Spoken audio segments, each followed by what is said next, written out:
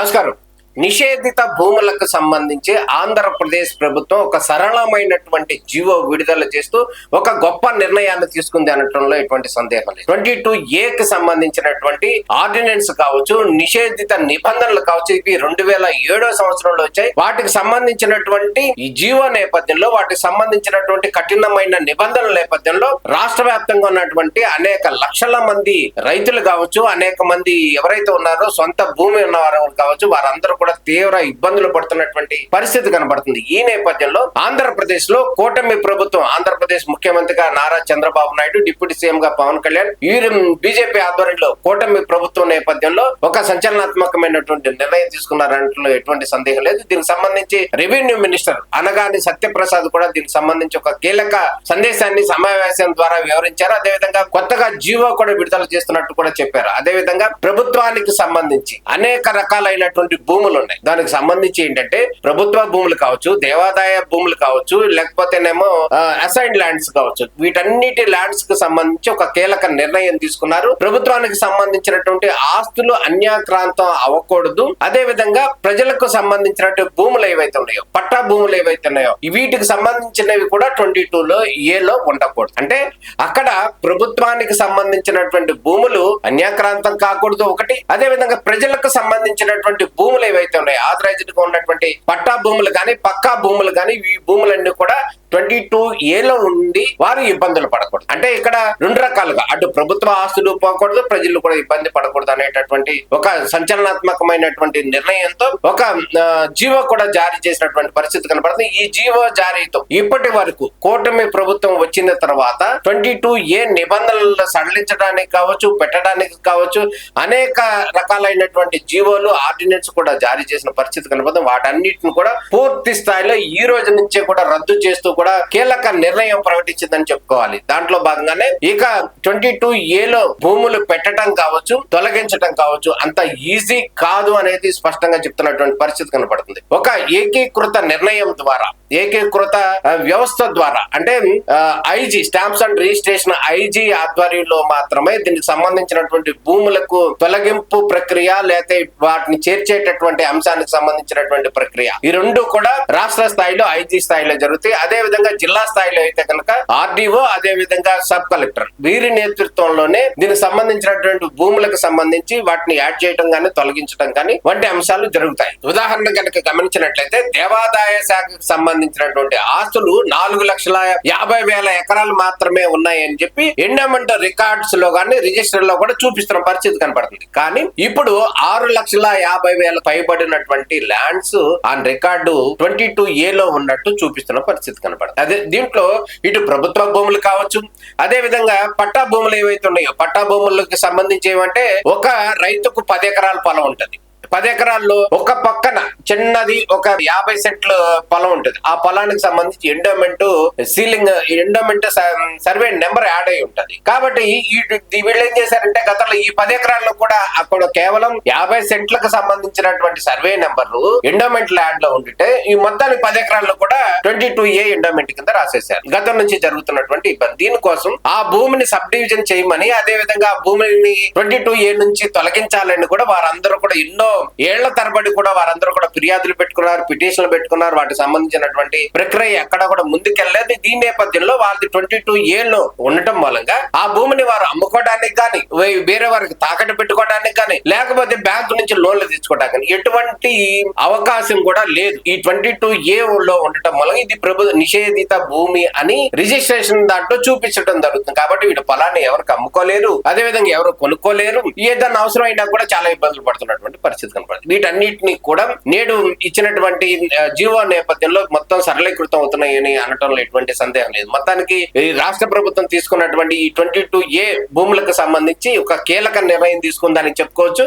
దీంట్లో భాగంగా గతంలో మనం చూసినట్లయితే కనుక స్టేట్ SFC ఉంది, అంటే స్టేట్ ఫైనాన్స్ కార్పొరేషన్ ఉంది. ఆ స్టేట్ ఫైనాన్స్ కార్పొరేషన్ అధీనంలో ఉన్నటువంటి పొలాలు గాని, లేకపోతే స్థలాలు గాని కొన్ని ఉన్నాయి. దానికి సంబంధించి కూడా 22A కూడా పెట్టేసినటువంటి పరిస్థితి కనపడుతుంది. ఎందుకంటే అది ప్రభుత్వ ప్రాపర్టీ అన్నట్టుగా. దానికి సంబంధించి కూడా ఒక కీలక ఆదేశాలు ఇవ్వటం జరిగింది. నిజంగా కనుక అది క్లియర్ అయితే, లేకపోతే కనుక కోర్టు ఆదేశాలు ఏమైనా ఉంటే గనక ఈ ఆదేశాలను కూడా ఇమ్మీడియట్ గా ఇంప్లిమెంట్ చేయండి అని కూడా చెప్పడం జరిగింది. ఈ ఎస్ఎఫ్సికి సంబంధించి కూడా కీలకమైనటువంటి ఆదేశాలు కూడా జారీ చేయడం జరుగుతుంది. ఇదే విధంగా ఇతర సంబంధించి చాలా అంశాలకు సంబంధించి కోర్టు లావాదేవీలు కావచ్చు, లేకపోతే అనేక లిటిగేషన్లు కావచ్చు, వీటన్నిటి సందర్భాల్లో కూడా ప్రభుత్వానికి సంబంధించి భూములకు విషయంలో అనేక లిటిగేషన్లు కూడా ఉన్న పరిస్థితి కనపడుతుంది. దీనికి సంబంధించి కూడా ఒక కీలక నిర్ణయం తీసుకుంది. దాంట్లో భాగంగా ఆ సమస్యలన్నీ కూడా తొలగిపోయే అవకాశం కనపడుతుంది. దీంట్లో భాగంగా కొన్ని అంశాలను కనుక మనం చూసినట్లయితే, ఇక 22A కి సంబంధించి దీంట్లో మాన్యువల్ ఎంట్రీలు ఇంతకుముందు ఏంటంటే మాన్యువల్ గా ఎంట్రీ చేసేవారు, చేయడం కానీ తొలగించడం కానీ. దానికి సంబంధించి ప్రజెంట్ మాన్యువల్ ఎంట్రీ అనే పదాన్ని కూడా తొలగించేశారు. ఖచ్చితంగా కూడా ఆన్లైన్ లో మాత్రమే దీనికి సంబంధించి యాడ్ చేయడం కానీ తొలగించడం కానీ అనే అంశం కూడా పెట్టాలి అని అనుకుంటారు. అదే విధంగా ప్రతి వారం కూడా వెబ్లాండ్ 2.0 డేటాకు సంబంధించి IGRS డేటాతో దీన్ని సమ్మిళితం చేయాలి, సింక్రనైజ్ చేయాలి అనేది ప్రధానంగా ప్రభుత్వం భావిస్తున్నటువంటి పరిస్థితి కనపడుతుంది. అదే విధంగా నిషేధిత ఆస్తుల వివరాలకు సంబంధించి ఏవైతే ఉన్నాయో, ఈ భూములకు సంబంధించి ఉన్నాయో, ఆ భూములన్నింటిని కూడా పబ్లిక్ డొమైన్ లో పెట్టాలి. అంటే 22A లో పలానా భూమి ఉంది, పలానా సర్వే నెంబర్ ఉంది, కాబట్టి ఈ విషయంలో జాగ్రత్త ఉండండి అంటూ కూడా ఆ భూములకు అన్నింటిని కూడా పబ్లిక్ డొమైన్ లో పెట్టాలి అనేది ప్రభుత్వం తీసుకున్నటువంటి నిర్ణయం. అదే విధంగా గ్రామ కంటకాలను కూడా ఎట్టి పరిస్థితుల్లో కూడా 22A నుంచి కూడా తొలగించాలి అనేది కీలక నిర్ణయం తీసుకుని చాలా ఊర్లలో కూడా గ్రామ కంటకాలకు సంబంధించి అనేక సమస్యలు ఉన్నాయి. దానికి సంబంధించి ఆ భూములు రిజిస్ట్రేషన్ అవ్వట్లేదు, వారికి సంబంధించి అనేక ఇబ్బందులు ఉన్నాయి. ఈ విషయంలో కూడా గ్రామ కంటకాలు ఏవైతే ఉన్నాయో ఆ గ్రామ కంటకాల్లో ఉన్నటువంటి భూమిని కూడా 22A నుంచి తొలగించాలి అనేది ప్రధానంగా తీసుకున్నటువంటి నిర్ణయంగా కనబడుతుంది. అదే విధంగా చట్టబద్ధంగా క్రమబద్ధీకరించినటువంటి ULC భూముల విషయంలో కూడా 22A నుంచి తొలగించాలనేది ప్రధానంగా చెప్పించారు. అదే విధంగా బ్యాంకుల వద్ద తనఖాలో ఉండి గతంలో గనక రిజిస్ట్రేషన్లు జరిగి ఉంటే గనక ఆ భూముల విషయంలో కూడా పూర్తి స్థాయి ఆధారాలు గనక సంబంధిత రైతుకు ఉంటే గనక ఆ భూములను కూడా రిలీజ్ చేయాలి, 22A నుంచి తొలగించాలనేది ప్రధానంగా చెప్తున్నటువంటి పరిస్థితి. అదే విధంగా అర్బన్ లోకల్ బాడీల పరిధిలో ఉన్నటువంటి పాత లేఅవుట్లు భూములు ఏవైతే ఉన్నాయో వాటిని కూడా ఆ సమస్యను కూడా పరిష్కరించాలని చెప్తున్న పరిస్థితి కనపడుతుంది. అదే విధంగా చట్టబద్ధమైనటువంటి వేలంలో కొనుగోలు చేసినటువంటి దేవాదాయ వక్ఫ్ బోర్డుల భూముల విషయంలో కూడా ఈ 22A నిబంధన వర్తిస్తుంది. గతంలో దేవాదాయ భూమి కావచ్చు, వక్ఫ్ బోర్డులు కావచ్చు, వీళ్ళన్నీ కూడా అఫీషియల్ గా వేలం వేశారు. వేలం వేసిన తర్వాత వాటిని కొనుగోలు చేసినటువంటి వాళ్ళ ల్యాండ్ కూడా 22A లో పెట్టారు. కాబట్టి వాళ్ళు కూడా చాలా ఇబ్బందులు పడుతున్నటువంటి పరిస్థితి. కాబట్టి ఈ 22A నిబంధన అనేది వారికి కూడా వర్తిస్తుంది. కాబట్టి వాళ్ళకు కూడా చాలా మేలు జరుగుతుంది అన్నట్లు ఎటువంటి సందేహం లేదు. అదే విధంగా నిబంధనలకు విరుద్ధంగా విలేజ్ సర్వీస్ ఇనాం భూములు ఏవైతే ఉన్నాయో వాటిని కూడా 22A లో పెడితే కనుక వారి మీద కూడా, అంటే 22A లో పెట్టినటువంటి అధికారులు ఎవరైతే ఉన్నారో వారి మీద కూడా చర్యలు తీసుకుంటామని ప్రభుత్వం కూడా హెచ్చరికలు జారీ చేస్తున్నటువంటి పరిస్థితి కనపడుతుంది. ఇక జిల్లా స్థాయిలో ఆర్టీఓ, సబ్ కలెక్టర్ ఉత్తర్వులు ఏవైతే ఉన్నాయో వాటి మీద జాయింట్ కలెక్టర్ అపలేట్ అథారిటీగా వ్యవహరించాల్సి ఉంటుందని చెప్పారు. ఇక కోర్టు ఆదేశాలు ఇచ్చినటువంటి నిషేధిత ఆస్తుల విషయంలో కూడా 5 రోజుల్లో మాత్రమే చర్యలు తీసుకోవాలంటూ స్పెసిఫిక్ గా ఒక 5 days లో మాత్రమే నిర్ణయం తీసుకోవాలని చెప్పి కింది స్థాయి అధికారులు కూడా ఆదేశాలు జారీ చేసినటువంటి పరిస్థితి ఉంది. ఇక దీనికి సంబంధించి కొత్త సాఫ్ట్వేర్ వ్యవస్థను 90 రోజుల్లో పూర్తి స్థాయిలోకి అందుబాటులోకి తెస్తామని కూడా ప్రభుత్వం చెప్తున్నటువంటి పరిస్థితి. అంటే దీనికి సంబంధించినటువంటి సాఫ్ట్వేర్ కూడా అప్డేట్ అవుతుంది. ఈ అప్డేట్ అయినటువంటి సాఫ్ట్వేర్ 90 రోజులు అంటే 3 నెలల్లో కూడా అందుబాటులోకి తీసుకొస్తామని క్లియర్ గా చెప్పడం జరుగుతుంది.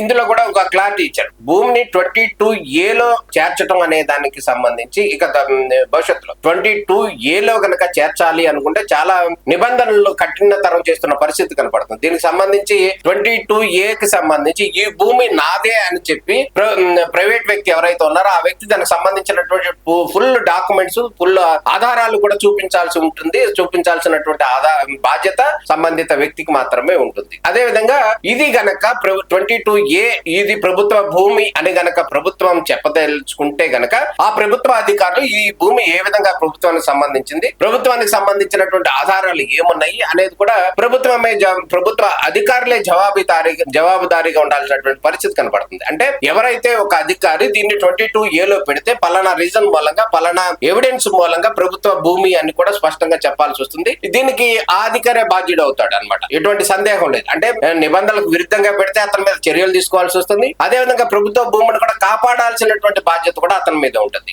ఆ ప్రభుత్వ భూమిని కూడా కాపాడాలి, ప్రభుత్వ భూమి దుర్వినియోగం అవ్వకూడదు అనేది ప్రధానంగా విధంగా అధికారుల మీద ఉన్నటువంటి పరిస్థితిగా కనపడుతుంది. అదే విధంగా 22A గనక ఈ భూమి ఏదైనా ఎక్స్ భూమి అనేది పెట్టాలి అని అనుకుంటే గనక ఖచ్చితంగా ఆ భూమి యజమానికి పూర్తి స్థాయి సమాచారం ఇవ్వాలి, దానికి సంబంధించినటువంటి నోటీసులు ఇవ్వాలి, దానికి సంబంధించినటువంటి పబ్లిక్ డొమైన్ లో కూడా పలానా భూమి పలానా రీజన్ తో పెడతాను అని చెప్పాలి. అంటే గతంలో కనుక మనం చూసినట్టయితే మనకు ఒక 10 ఎకరాల భూమి ఉంది అనుకోండి, 10 ఎకరాల భూమి కూడా 22A వెళ్ళిపోయి ఉంటుంది, ఎప్పుడో 10 సంవత్సరాల క్రితం వెళ్ళిపోయి ఉంటుంది. కానీ మన భూమి అమ్మటానికి వెళ్ళినప్పుడు మాత్రం మీ భూమి నిషేధిత భూమిలో ఉంది కాబట్టి మీ భూమి అమ్మటానికి లేదు అని కూడా చెప్తున్న పరిస్థితి కనపడుతుంది. అంటే ఎందుకంటే ఇక్కడ భూమి తమ భూమి 22లోకి వెళ్ళిందా వెళ్ళలేదా, వెళ్తే కనుక ఏ రీజన్ తో వెళ్ళింది అనేది స్పష్టంగా చెప్పాలి అనేది ప్రభుత్వం యొక్క ఉద్దేశంగా కనపడుతుంది.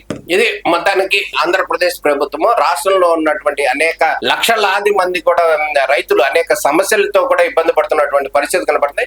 ఈ 22A అనేటటువంటి నిబంధన మూలంగా 2007లో వచ్చినటువంటి ఈ నిబంధన మూలంగా దాదాపు 2016, 17, 18 నుంచి కూడా ఈ భూములన్నీ కూడా 22Aలో పెట్టినటువంటి పరిస్థితి కనపడుతుంది. దాని మూలంగా రైతులు కానీ అదేవిధంగా ప్రజలు కూడా చాలా మంది ఇబ్బంది పడుతున్నటువంటి పరిస్థితి కనపడుతుంది. వారందరి సమస్యలు కూడా పరిష్కారం అవుతాయి అనటంలో ఎటువంటి సందేహం లేదని చెప్పాలి. మొత్తానికి ఆంధ్రప్రదేశ్ ప్రభుత్వం 22Aలో నిబంధన మూలంగా ఇబ్బంది పడుతున్నటువంటి ప్రజలందరికీ కూడా ఒక తీపి కబురు చెప్పిందని చెప్పుకోవాలి. దాంట్లో భాగంగానే ఆ రూల్స్ అన్నింటిని కూడా పూర్తి స్థాయిలో సరళీకృతం చేస్తూ కొత్త జీవో కూడా విడుదల చేసిందని చెప్పుకోవాలి. అదే విధంగా రానున్న రోజుల్లో 22Aలో భూమి పెట్టడం కానీ తీయటం కానీ అంత సాధ్యం కాదు, అంత ఈజీ కాదు అనేది క్లియర్ గా చెప్తున్నటువంటి పరిస్థితి కనపడుతుంది. ఇది 22A కి సంబంధించినటువంటి జీవోకి సంబంధించినటువంటి పూర్తి వివరాలు. నమస్కారం.